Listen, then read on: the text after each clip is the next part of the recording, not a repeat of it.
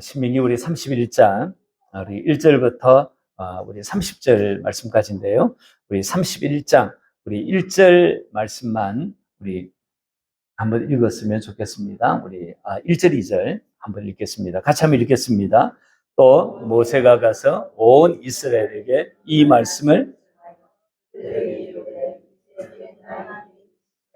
내가 못하겠고 여호와께서도 내게 이르시기를 너는 이 요단을 건너지 못하리라 하시니라. 아멘.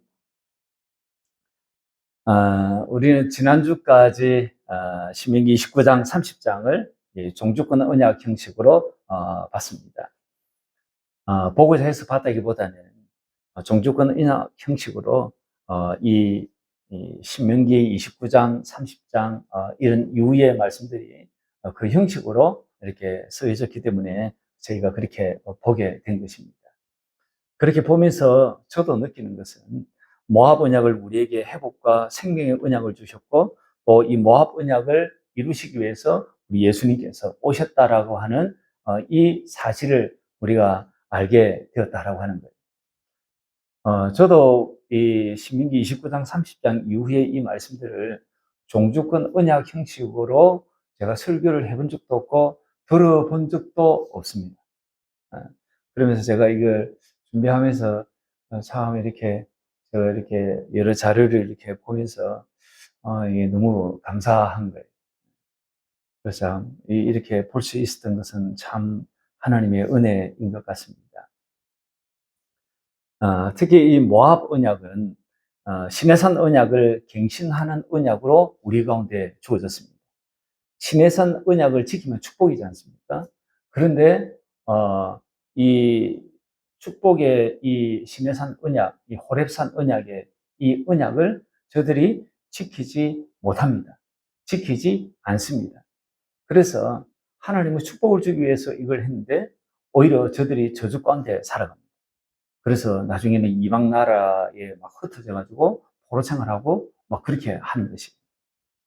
그래서 지키지 못하는 그 시내산 언약을 갱신해 가지고 주어진 언약이 바로 이 모압 언약이고, 그래서 갱신해 가지고 축복을 주고 그리고 다시 살게 하는 새 생명을 이끌기 위해서 맺어 주신 언약입니다. 지난주 30장 2절 3절에서 봤던 것처럼 이스라엘 백성들이 돌이키기만 하면 하나님께서는 당신의 마음도 돌아서는 것입니다. 그래서 회복시켜 주신다라고 약속을 하십니다. 그 회복의 내용이 30장 3절부터 해가지고 쭉 뒤에 있는 10장 10절까지, 30장 10절까지의 그 내용이었습니다. 대부분의 이 내용들은 육신의 것입니다. 육신적인 것입니다. 그런데 유독 하나 독특한 것이 있었죠. 그게 30장 6절의 이 축복이었습니다. 그 6절의 축복의 내용은 그것이었지 않습니까? 마음에 할례를 베푸셔가지고, 마음에 할례를 베푼다라고 하는 것은 다른 말로 하면 하나님을 알아가게 하는 과정입니다. 하나님을 알게 하셔가지고 하나님을 마음을 다해 뜻을 다해 사랑하게 해 주신다는 거예요. 그래가지고 새 생명을 얻게 해 주신다는 것이 모압 언약의 핵심입니다. 이건 하나님이 주도하시는 것이었고요. 이스라엘 백성들이 할 것은요, 저주 가운데 살다가 소망 없이 절망과 체념 가운데 살아가다가 그냥 하나님이 하신 이 약속을 어느 날 이 약속이 기억이 나는 거예요. 그리고는 그것을 믿고 돌이키는 것 뿐입니다. 그 외에 나머지는요, 몽땅 하나님이 하시는 거예요. 그럼 언제 이스라엘이 저주 가운데 있다가 이 모압 언약의 이 축복을 누리게 되었을까라고 하는 것을 지난주에 봐드렸습니다. 다시 말하면 마음의 할례를 주님께서 행해 주셔가지고 새 생명을 얻기까지 그 중간에 하나님을 마음과 뜻을 다해 사랑하게끔 하는 이런 과정들이 언제 있었냐라고 하는 거예요. 사사시대에 있었는가? 그런 일이 없습니다. 열왕기 시대에 있었는가? 그때도 없습니다. 포로 시대도, 포로 이후에도 말라기 선지자의 때까지도 그런 일은 일어나지 않습니다. 그럼 언제 마음의 할례를 받는 때가 언제 일어났냐 하니까 그때가 바로 신약 때입니다. 그래서 로마서 2장 29절 현대인 성경은 이렇게 번역을 하고 있습니다. 오히려 마음에 참된 변화를 받은 사람이라야 참 유대인이며 기록된 율법이 아닌 성령님에 의한 마음의 할례가 진정한 할례입니다. 이런 사람은 칭찬을 사람에게서 받는 것이 아니라 하나님에게서 받습니다. 신약 때입니다. 예수님이 공생애를 사시고 십자가를 지시고 부활하시고 승천하셔가지고 영으로 우리 가운데 성령으로 우리 가운데 오실 그때입니다. 그때서야 성령님에 의해서 그렇게 오신 성령님이 그때서야 우리에게 마음의 할례를 행해 주시는 것입니다. 그러면 하나님을 마음과 뜻을 다해 사랑하게 될 때는 언제였을까요? 오순절날 마가의 다락방에 120 제자들에게 진리의 성령님이 임하지 않습니까? 그렇게 해가지고 오신 진리의 성령님이 우리 마음에 하나님의 사랑을 부어주십니다. 그래서 로마서 5장 5절에 이렇게 말씀하고 있는 거예요. 소망이 우리를 부끄럽게 하지 아니하면 우리에게 주신 성령으로 말미암아 하나님의 사랑이 우리 마음에 부음받습니다. 이렇게 해서 우리 마음에 부음받은 하나님의 그 사랑, 성령님께서 부어주신 그 하나님의 그 사랑을 받은 우리가 주님을 전인격적으로 마음을 다해 뜻을 다해 사랑할 수 있게 되는 것입니다. 그럼 언제 새 생명으로 태어나는가? 그때 전인격으로 마음과 뜻을 다해 하나님을 사랑하게 될 그때인 것입니다. 니고데모에게 주님께서 했던 그 말씀의 표현에 의하면 물과 성령으로 거듭날 때입니다. 이게 물 세례로 그리고 성령 세례 받을 그때인 것입니다. 이렇게 해서 새 생명까지 받으면요, 나머지 육신의 복은요 그냥 따라오는 것입니다. 신의 산 언약을 갈라디아서의 표현에 의하면 첫 번째 언약입니다. 이 신의 산 언약과 두 번째 언약 모압 언약입니다. 다른 말로 새 언약이라고 할 수 있습니다. 이 첫 번째 언약 신의 산 언약과 두 번째 언약 모압 언약의 가장 큰 차이는 예수 그리스도입니다. 신의 산 언약은요, 예수님과 상관없이 너의 마음과 네 생각, 너의 의지를 가지고 한번 이 말씀을, 이 언약을 한번 지켜보라는 거예요. 그래서 너의 생각과 너의 마음과 너의 의지를 가지고 선하고 착하고 거룩하게 한번 살아보라는 거예요. 그래서 살지를 못합니다. 그래서 저주 가운데 살아가는 거예요.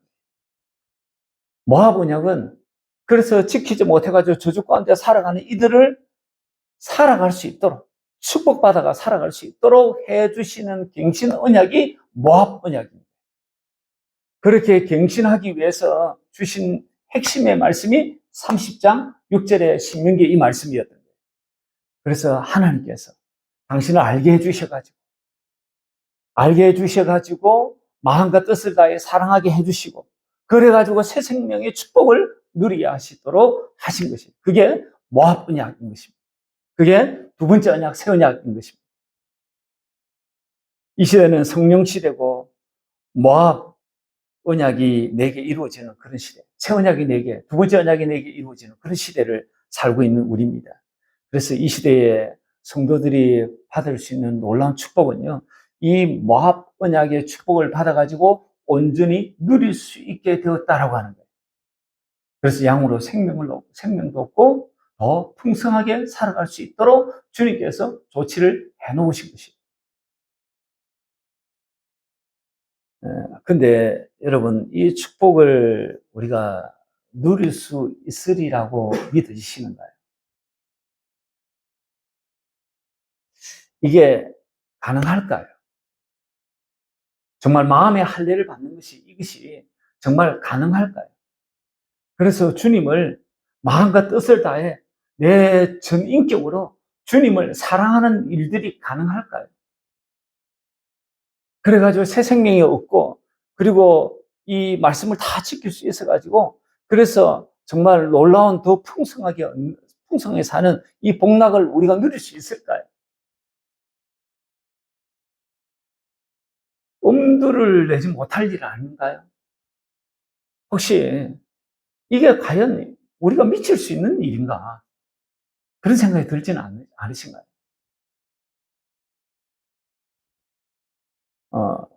그런데 성경은 이것을 약속하고 있다라고 합니다. 엄두를 내지 못할 일이 아니다라고 이야기하고 있으시고, 그리고 미치지 못할 일도 아니다라고 말씀하고 있으신 거예요. 미칠 수 있고 엄두를 내지 못할 일이 아니라 엄두를 낼 수 있는 일이다, 이렇게 말씀하는 거예요. 그러니 이 말씀을 근거로 보면 쉬운 일은 아니다라고 하는 것을 알게 돼요. 쉬운 일은 아닌 거예요. 그리고는 진리의 성령님도 내 마음에, 예수님도 내 마음에 오시도록 그렇게 우리가 해야 할 일들이 우리 가운데 있습니다. 그래서 먼저는 두 번째 언약, 이 모압 언약이 내게 미칠 수 있다는 것, 내가 엄두를 낼 수 있다는 것, 이 일이 내게 일어날 수 있다는 것, 그걸 믿는 것이 먼저입니다. 그 다음에는 진리의 성령도 내 마음에, 예수님도 내 마음에 오시도록 우리가 그렇게 하셔야 합니다. 그냥 거룩하신 예수님이 오지 않습니다. 그냥 거룩하신 성령님이 오시지 않습니다. 우리도 집안에 누굴 손님을 초대한다면 우리도 그냥 막 의지를 놓고 초대를 하지 않습니다. 정리를 해놓죠. 가지런히 정리를 해놓고 손님을 청하는 것처럼 주님도 그냥 우리 안에 오실 수가 없어요. 흥크러져 있는, 죄 가운데 있는, 정결하지 않는 우리에게 주님이 오실 수가 없어요. 그래서 우리 안에 죄를 없애야 합니다. 우리가 우리 죄를 없앨 수 있느냐? 우리가 우리의 죄를 없앨 수 없다는 걸 우리는 잘 알고 주님도 잘 알아요. 그래서 이 일을 대신해 주시기 위해서 오신 분이 있으신 거예요. 그분이 바로 우리 예수님이십니다. 예수님이 십자가에 죽으심이 내 죄를 짊어지고 죽으셨음을 저와 여러분이 믿으셔야 합니다. 그게 반드시 동행되는 게 뭐냐니까 회개인 것이에요. 회개. 그것을 믿고 기도하면 성령님께서 우리에게 은혜를 주셔가지고 예수님의 십자가 지신 그것을 주님 기도를 하다 보면 주님의 어느 날 보게 하실 때가 있는 거예요. 마음의 눈을 열어가지고 보게 하실 때가 있는 거예요. 어느 날 깨달을 때가 있는 것이에요. 그때가 내 죄가 씻겨졌음을 진짜로 믿어질 그때입니다. 또한 그때에 주님의 놀라운 그 사랑을 알게 됩니다. 그렇게 해서 주님이 오십니다. 그 이후에도 계속 주님을 알아가게 하십니다. 마음의 할례를 통해서. 그리고 주님의 마음을 계속해서 알아가게 하십니다. 모압 언약이 이루어지는 과정인 것입니다. 그래서 참 중요해지는 게 뭐냐니까 잠언서 4장 23절의 말씀처럼 무릇 지킬만 하는 것 중에 꼭 내 마음을 지켜. 마음이 중요해집니다. 왜냐하니까 생명의 근원이 거기서 발생되기 때문에 그렇습니다. 그래서 내 마음을 잘 지켜가야 하는 것입니다. 이게 지난주까지 봤던 신명기 29장, 30장까지의 말씀이었습니다. 오늘 보면 31장 역시 모압 언약을 맺고 난 다음에 이 모세를 통해서 주님께서 이스라엘 이 차세대 이 지도자인 여호수아 그리고 이스라엘 백성들에게 다시금 당부하는 내용이 이 31장에 담겨져 있습니다. 그리고는 보다 확고하게 하기 위해서 증거를 삼는 세 가지가 나옵니다. 이게 31장 전부입니다. 먼저 31장 1절을 한번 보시면요. 1절에 한번 보시죠. 1절에 우리가 봤던 것처럼 또 모세가 가서 온 이스라엘에게 이 말씀을 전합니다. 이제 아래의 말씀을 전하는 거예요. 그래 전하는데 먼저 어떤 말씀을 전하냐 하니까 2절, 3절의 말씀을 먼저 전합니다. 2절, 3절 같이 한번 볼까요? 같이 한번 보겠습니다. 시작. 그들에게 이르되 이제 내 나이 120세라 내가 더 이상 출입하지 못하겠고 여호와께서도 내게 이르시기를 너는 이 요단을 건너지 못하리라 하셨느니라. 여호와께서 이미 말씀하신 것 같이 내 하나님 여호와께서 너보다 먼저 건너가사 이 민족들을 내 앞에서 멸하시고 너가 그 땅을 차지하게 할 것이며 여호수아는 내 앞에서 건너갈지라. 이 뭔 말씀입니까? 내가 이제 돌아갈 때가 되었다라고 모세가 지금 이스라엘 백성들 앞에 공포하는 것이에요. 그리고는 주께서 너희들 앞서 이 가나안 땅을 요단강을 건너갈 거다. 그러니 너희가 그 땅을 정복하라고 말씀하는 거예요. 그러면서 예를 든 것이 있습니다. 예를 든 것이 4절 5절의 말씀입니다. 4절 5절 한번 보시죠. 4절로 이렇게 되어 있습니다. 또한 여호와께서 이미 멸하신 아모리 왕 시온과 오가 및 그 땅에 행하실 것과 같이 그들에게도 행하실 것이라. 또한 여호와께서 그들을 너희 앞에 넘기시리니 너희는 내가 너희에게 명한 모든 명령대로 그들에게 행할 것이라고 말씀합니다. 아모리 왕 시온, 바산하고 이거 내가 정복하는 거 봤지? 그리고 그 땅을 어떻게 하는가 봤지?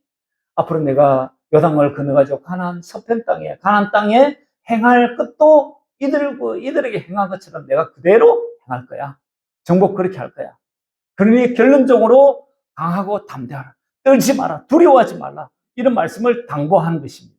그게 6절의 말씀입니다. 6절 말씀 한번 보시죠. 6절 같이 한번 읽어보겠습니다. 시작. 너희는 강하고 담대하라. 두려워하지 말라. 그들 앞에서 떨지 말라. 이는 내 하나님 여호와 그가 너와 함께 가시며 결코 너를 떠나지 아니하시며 버리지 아니하실 것입니다. 이 말씀을 하시는 거예요.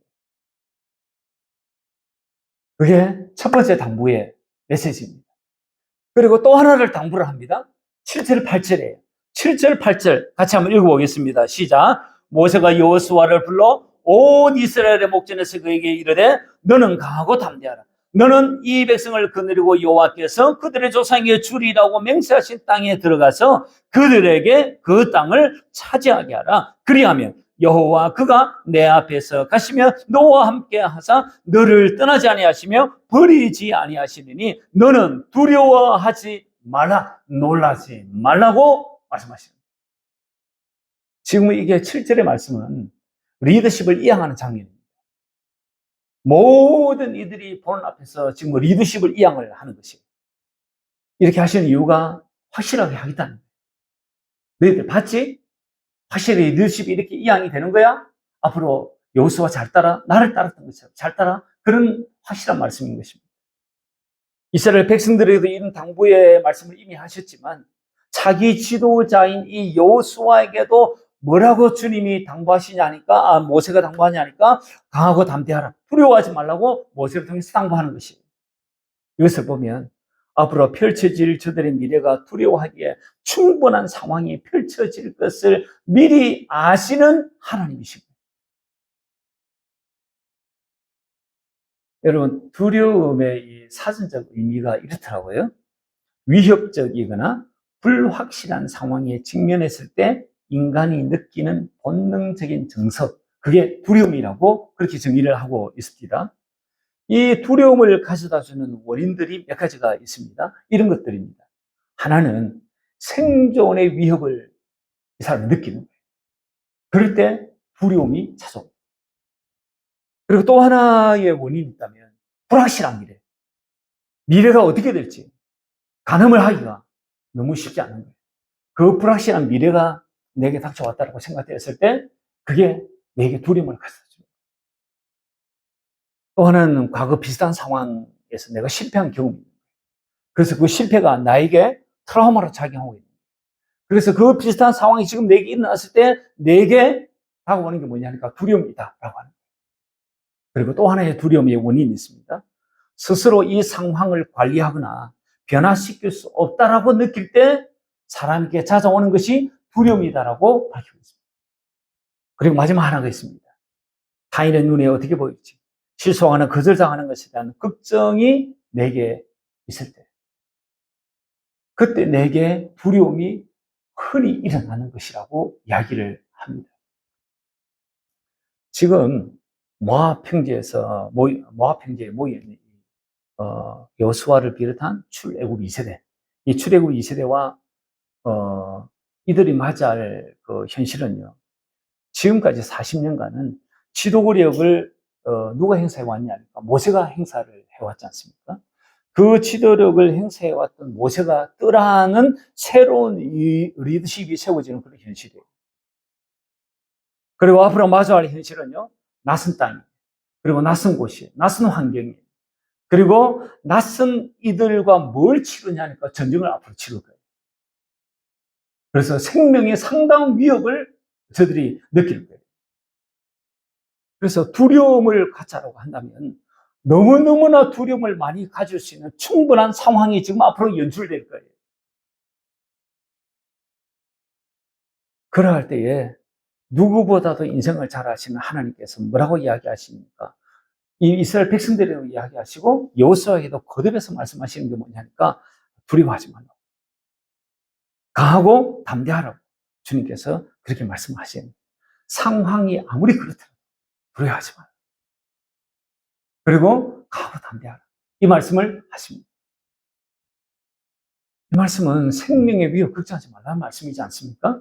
그리고 불확실한 미래 걱정하지 말라는 말씀 아닙니까? 과거 한 번 있었지만 아모리 왕 시온과 바산왕 옥과의 전쟁 경험을 예로 드시면서 가나안 족속들에게도 내가 앞으로 그렇게 하겠다라고 말씀하시는 것이에요. 그리고 앞으로의 미래 내가 너희와 함께 하심으로 내가 너희 책임지겠다라고 주님이 말씀하시는 것이에요. 이보다 더한 보장이 어디 있을까요? 하나님이 저들의 보장이 되어주시는 것이에요. 이걸 보느라면 지금 우리가 마주한 현실도 어쩌면 출애굽 2세대 이 여호수아가 마주한 현실과 아주 비슷하지 않을까요? 새로운 리더십이 들었었습니다. 특히 이 경상도 사람들이 더 많이 지지하는 리더십이 지금 세워진 게 아니에요. 그리고 앞으로 마주할 이 정부의 현실은 만만치 않아 보입니다. 정책 방향과 그리고 앞으로 되어질 어떤 변화들이 굉장히 급속하게 일어날 것 같은 징조가 지금 새로운 정부가 들어서고 한 50일이 지금 지난 이 시점에 지금까지 진행된 걸 보면 많이 감지가 됩니다. 복지라고 하지만 다른 측면에서 보면 포퓰리즘인 것이 이러한 것들이 앞으로 확대가 될 것이고 그리고 재정 지출이 증가할 거고 시장 경제 안보 중심의 정책이 굉장히 약화가 될 것입니다. 3대 특검이 지금 동시에 지금 개시가 되었습니다. 여기에 투입된 검사가 120명입니다. 그리고 공무원들 그리고 수사관들까지 합치면 560명이 이 3개 특검에 지금 투입이 되는 거예요. 메머드급에 지금 이 특검이 진행이 되고 있습니다. 정치 보복의 성격이 강하다라고 야당은 생각하고 있습니다. 그리고 국가 체제 자체를 변화시키려고 하는 시도이지 않는가라고 하는 그런 의심을 가져주고 있습니다. 그리고 언론과 그리고 표현의 자유에 대한 우려가 많습니다. 이미 운동장이 많이 기울어져 있습니다. 이미 언론의 운동장은 상당히 기울어져 있습니다. 앞으로 아마 더 많이 기울어질 거예요. 청와대 출입하는 기자단이 있습니다. 청와대 출입하는 기자단에 3명의 1인 유튜브의 사람이 더 추가가 되었습니다. 아마 그들이 상당히 청와대 기자단 안에서 영향을 미칠 거예요. 이런 일들은 지난 역대 정부 가운데 있었던 일이 아니에요. 기자단을 꾸리는 것은 기자단 안에서 기자를 허가를 했던 거예요. 그런데 이제는 대통령실에서 그런 일들을 주도하는 것이에요. 그래서 우려를 많이 합니다. 사법부 장악을 하려고 합니다. 지금 대법관 13명, 이제는 30명으로, 100명으로 막 늘리려고 합니다. 자기에게 우호적인 시민단체의 어떤 명망가들, 이런 사람들을 대법관으로 추천하려고 합니다. 이러한 형태는 브라질에서 일어났던 그 형태와 굉장히 지금 유사하게 우리나라 지금 흘러가고 있습니다. 이거 제가 지금 여러분 선동하는 것도 아니고요. 이건 팩트입니다. 팩트. 그러니까 사실로 받아들이셔야 합니다. 정확하게 보셔야 합니다. 그리고 지금 관세 협상, 그리고 방위 협상을 앞두고 외교 채널이 다 막혀버렸습니다. 며칠 뒤에, 지금이 27일 아닙니까? 앞으로 이제 며칠 뒤에, 5일 뒤에는 8월 1일부터는 관세가 25%로 적용이 되면요. 한국 산업이 엄청난 위기를 겪을 것이라고 예상을 합니다. 우리나라가 주로 이제 대미의 한 10% 정도를 수출을 합니다.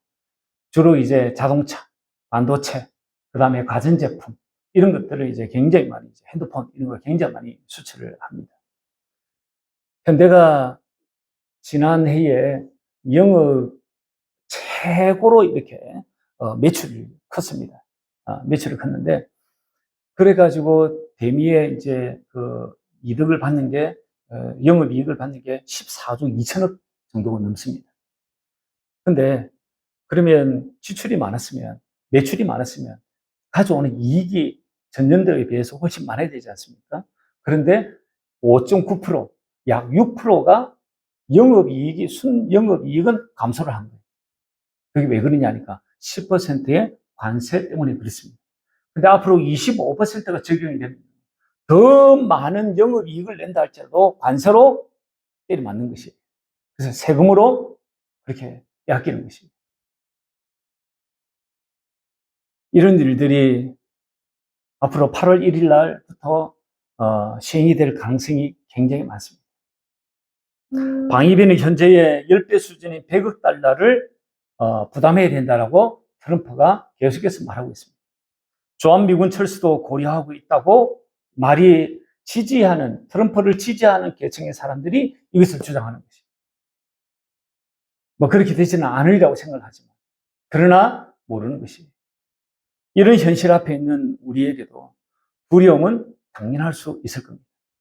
이런 나라가 되어져가는 일들을 바라보는, 되어져가는 일들의 감각을 가지고 있는 분들은 두려움을 충분히 가질 수 있는 현실인 것입니다. 그러나 이런 우리에게도 절대 필요가 있다면, 절대 필요는 하나님께서 우리의 안전보장이 되어주시는 것입니다. 여호수아와 이스라엘 백성들에게 말씀하시는 주께서 우리에게도 이렇게 말씀해 주신다면 우리도 깊은 안정감, 그리고 평안, 그리고 소망, 그것을 가지게 될 것입니다. 믿는 우리에게 있어서 절대 안전지대는요, 하나님이시기 때문에 그래요. 세상에 돌아가는 어떤 형태의 어떤 상황의 변화가, 그보다 더 중요한 것은 하나님이 뭐라고 하십니까? 하나님이 뭐라고 하십니까? 그게 가장 중요한 것이죠. 그리고 또 하나를 모압 언약을 맺고 난 다음에 이스라엘 백성들에게 이 모세가 말씀을 하십니다. 그게 뭐냐니까 30장 9절부터 해가지고 11절까지의 말씀입니다. 31장이죠. 31장 9절부터 우리 11절 말씀 한번 보시겠는데요.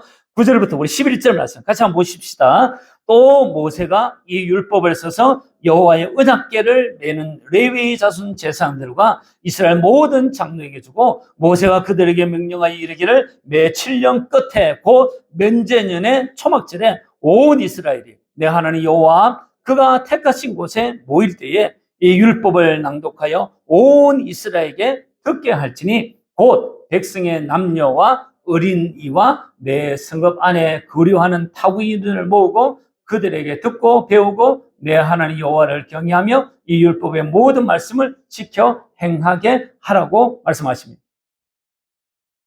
제가 12절까지 읽었네요. 지금 레위 지파 사람들 그리고 장로들에게 매 7년 초막절, 다른 말로 수장절, 그때에 이 율법을 낭독하라는 거예요. 이 율법이라고 하는 것은 지금 모압 언약이 쓰여진 이 신명기서를 말씀합니다. 물론 이제 학자들이 해가지고 아마 모세오경 전체다라고 그렇게 주장하는 학자도 있습니다. 그러나 저는 신명기서 이 말씀이라고 생각이 듭니다.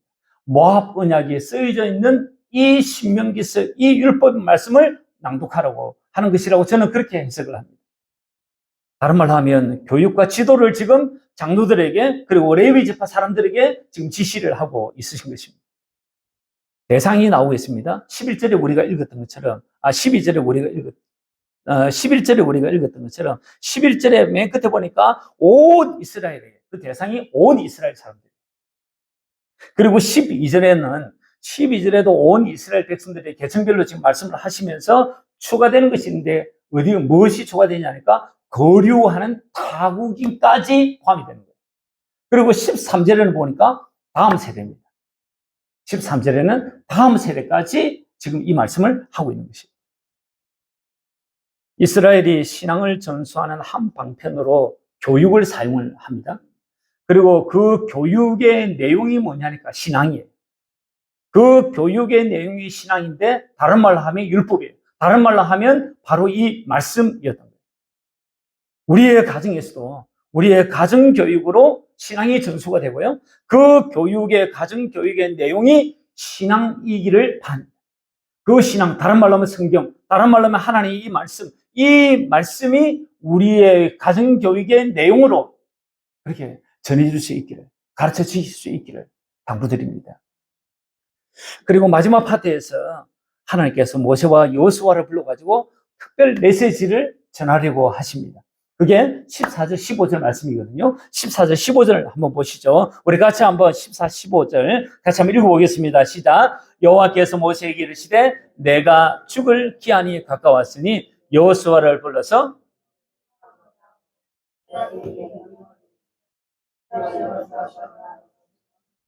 해막에 서니 여호와께서 구름 기둥 가운데서 장막에 나타나시고 구름 기둥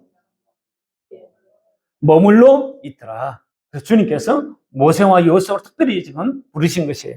그리고는 하신 메시지가 14, 15절의 말씀인데 19절의 말씀도 이와 유사한 말씀이에요. 19절 한번 보시죠. 19절 같이 한번 보겠습니다. 그러므로 이제 너희는 이 노래를 써서 이스라엘 자손들에게 가르쳐 그들의 입으로 부르게 하여 이 노래로 나를 위하여 이스라엘 자손들에게 증거가 되게 하라고 말씀하십니다. 해막에 써가지고 주님께서 지금 하시는 것이 뭐냐니까 노래를 지어가지고 가르쳐 부르게 하라고 말씀하십니다. 이 노래가 뭐냐니까 신명기 32장이 바로 그 노래의 모든 내용입니다. 왜 노래를 지어 부르라고 하시냐면요. 증거가 되게 하시기 위해서 이 노래를 부르라고 말씀합니다. 무슨 증거일까요? 그 증거의 내용이 바로 16절부터 해가지고 18절의 이 내용이에요. 무슨 증거냐? 16절부터 18절까지 제가 한번 보겠습니다. 이렇게 되어 있습니다. 또 여호와께서 모세에게 이르시되 너는 내 조상과 함께 누우려니와 이 백성은 그 땅으로 들어가 음란히 그 땅의 이방 신들을 따르고 일어날 것이고 나를 버리고 내가 그들과 맺은 언약을 어길 것이라. 내가 그들에게 진노하여 그들을 버리고 내 얼굴을 숨겨서 그들에게 보이지 않게 할 것인즉 그들이 삼킴을 당하여 허다한 재앙과 환난이 그들에게 임할 그때에 그들이 말하기를 이 재앙이 우리에게 내리면 우리 하나님이 우리 가운데에서 계시지 않은 까닭이 아니냐 할 것이라. 또 그들이 돌이켜 다른 신들을 따르는 모든 악행으로 말미암아 내가 그때에 반드시 내 얼굴을 숨기리라. 이 말씀을 지금 하십니다. 그러니까 한마디로 16, 17, 18절의 이 말씀 한마디로 이야기하면 언약을 어긴 것에 대한 증거예요. 주님께서 모세에게 특별히 지시하기를 노래를 하나 지어 저들이 가르치라. 그래서 저들이 나중에 증거가 되게 할 거다. 무슨 증거냐니까 우리가 오늘 이렇게 고생을 바가지로 하는 이유가 저주 가운데 살아가는 이유가 언약을 어기기 때문이다. 언약을 지켜가지고 하나님만 섬기고 그렇게 율법의 말씀을 쫓아가지고 그렇게 살아야 되는데 그렇게 살지 못하는 그렇게 언약을 어긴 그 죄의 대가로 인해 가지고 우리가 지금 이렇게 저주 가운데 살아가는 것이다. 그것을 노래를 부르게 함으로 증거가 딱 되게 하는 것입니다. 그걸 지금 특별히 주문하고 있습니다. 20절을 한번 보시죠. 20절부터 21절 2절의 말씀 보면요. 한 번 더 주님이 말씀하십니다. 20절부터 22절까지 한 번 더 보시겠습니다. 내가 그들의 조상들에게 맹세한 바 적과 꿀이 흐르는 땅으로 그들을 인도하여 드린 후에 그들이 먹어 배부르고 살찌면 돌이켜 다른 신들을 섬기며 나를 멸시하여 내 언약을 어기리니 그들이 수많은 재앙과 환난을 당할 때에 그들의 자손이 부르기를 잊지 아니한 이 노래가 그들 앞에 증인처럼 되리라. 나는 내가 맹세한 땅으로 그들을 인도하여 드리기 전 오늘 나는 그들이 생각하는 바를 아노라. 그러므로 모세가 그날 이 노래를 써서 이스라엘 자손들에게 가르치는 것이에요. 하나님 마음이 얼마나 안타까우신지를 저와 여러분이 알아야 될 필요가 있다고 생각합니다. 하나님께서요, 미리 아시고 있으신 거예요. 미리 아시고 일어서야 했던 하나님의 마음을 우리 얼마나 헤아릴 수 있을까요? 나를 팔아먹을 유다를 아시는 예수님이세요. 그런데도 그 유다를 향해서 끝까지 사랑하시고요. 그리고 계속해서 사랑하시는 그 예수님의 마음을 저와 여러분이 얼마나 헤아릴 수 있을까요? 배신하고 저주하고 떠나갈 베드로를 주님이 아시는 거예요. 그런데도 이 베드로에 대해서 주님이 끝까지 이 베드로에 대해서 기도해 주십니다. 이런 마음을 우리는 얼마나 헤아릴 수 있을까요? 주님은 나를 잘 아세요. 저를 잘 알아가지고 내가 예수님 믿는다는 이유로 내가 조금만 내게 불이익이 오고 조금만 내게 손해가 오고 조금만 내가 예수님 믿는 것 때문에 불편하면 내가 등 돌릴 나를 주님이 아시는 거예요. 주님은 우리를 잘 아시죠. 조금만 상황이 호전되면 태만해지고 조금만 상황이 호전되면 그렇게 느슨해지고 그리고는 교만해지는 우리를 잘 아시죠. 그런데 우리 하나님은 이런 나를, 이런 우리를 변함없이 사랑하세요. 우리가 어떻게 하나님의 마음을 헤아릴 수 있을까요?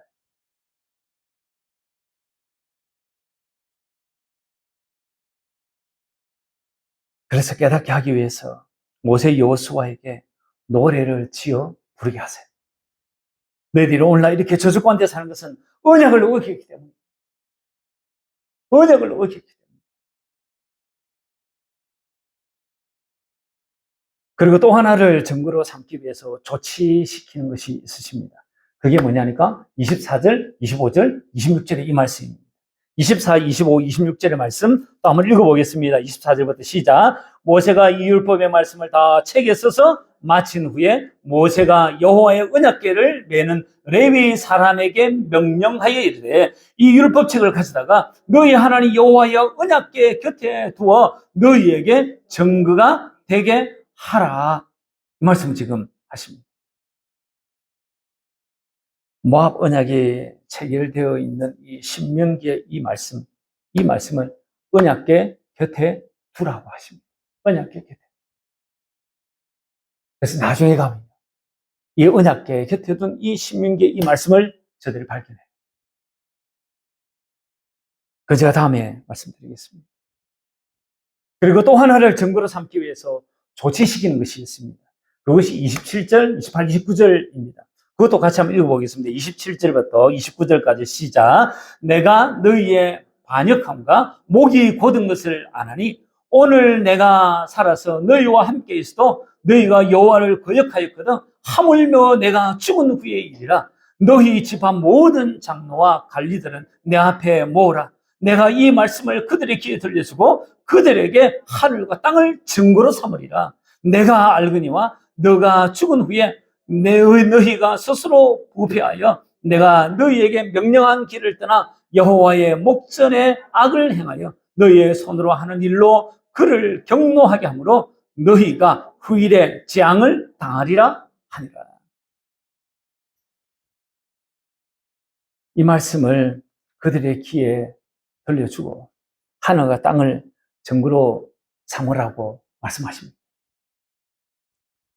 모세 당신이 살아있을 때 너희가 지금 이때까지 그렇게 했는데 내가 죽은 이후에 너희들이 어떻게 행할지 내가 사실 뻔하다. 그 말씀도 하십니다. 이렇게 말씀하는데 저들이 우리가 아는 것처럼 사사시대, 일왕의 시대 하나님을 떠나요. 언약 지키지 않습니다. 하나님께서 이렇게 이중삼중으로 증거를 삼게 하시는 것은 완악해진 마음을 감안한 것이기도 하겠지만 하나님의 마음이 이중삼중으로 나타난 것이라고 그렇게 보는 것이 더 맞지 않을까요? 그래서 이중삼중으로 주님께서 이렇게 장치를 해놓으시고, 그렇게 해서 너희들이 좀 빨리 깨달았으면 좋겠다. 마음을 돌이키라고 좀 이렇게 장치해 놓으신 것은 아닙니다. 주 안에서 사랑하는 성도 여러분, 저는 이 설교를 준비하면서 자꾸 하나님의 사랑이 느껴져요. 그래서 준비를 하다가 또 멈추고, 또 준비를 하다가 또 멈추고, 그래서 주님의 마음 앞에 다시금 가슴이 먹먹해지고, 그리고는 또다시 설교를 진행해요. 그렇게 설교를 마무리할 수 있었다. 주님의 사랑의 마음을 자꾸 알아가는 그런 저와 여러분 될 수 있기를 주의 이름으로 축원합니다.